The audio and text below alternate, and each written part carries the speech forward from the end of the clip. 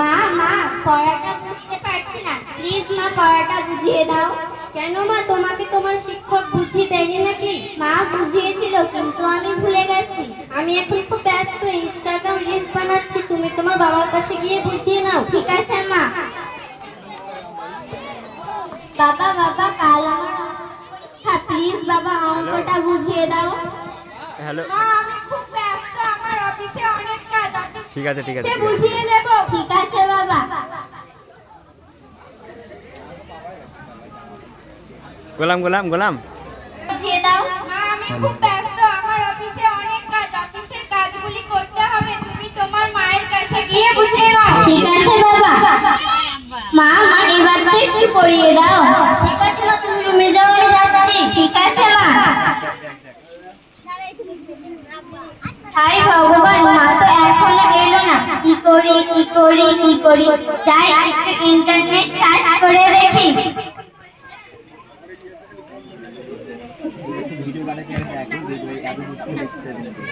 দেখো পেয়ে গেছি আরেকটা শিকার, একে আমাদের জালে ফাঁসাতে হবে। অবুঝ মেয়ে, তোমাকে আমাদের জালে ফাঁসিয়ে নিয়েছি। আরেকটা জীবন নষ্ট করতে চলেছি আমরা। কি মজা কি মজা, ইনস্টাগ্রাম ফেসবুক, এই জন্য মা ইনস্টাগ্রাম খুব দেখে। এবার থেকে আমিও দেখবো, মোবাইল খেতে বসে দেখবো, ঘুমোতে গিয়ে দেখবো, পড়তে বসে দেখবো, কিন্তু পড়া করবো না। মা বাবা আমার সাথে তো খেলাই করে না, তাই আজ থেকে আমার নতুন বন্ধু এই মোবাইল। এই মেঘা, খেয়ে যা। এখন খাবো না। কখন খাবি? একটু পরে। কই রে, এখনো এলি না যে? আর একটু পরে খাবো। এই মেয়েটাকে নিয়ে আমি আর পাচ্ছি না, শুধু মোবাইল আর মোবাইল।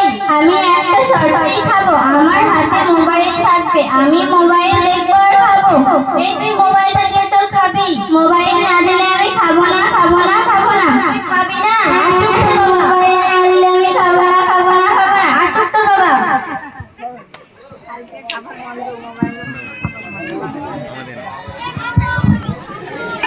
উচ্ছৃঙ্খল হওয়ার কারণটা তুমি বুঝতে পেরেছো? দোষটা আমাদের দুজনেরই, তাই আমাদের মেয়ে এত উচ্ছৃঙ্খল হয়ে গেছে।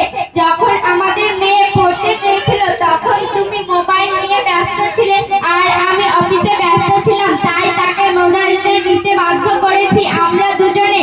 তাই আজ থেকে শপথ করি, আগে ছেলে মেয়েদের ভবিষ্যৎ তৈরি করব, তারপরে আর মোবাইল থেকে যতটা সম্ভব দূরে থাকবো এবং ছেলে মেয়েদের সঙ্গে সময় কাটাবো। ঠিক বলেছো মেঘা বাবা।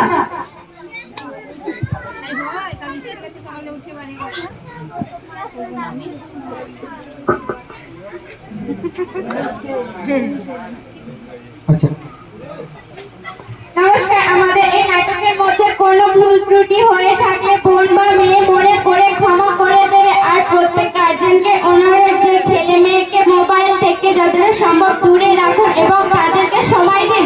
নমস্কার।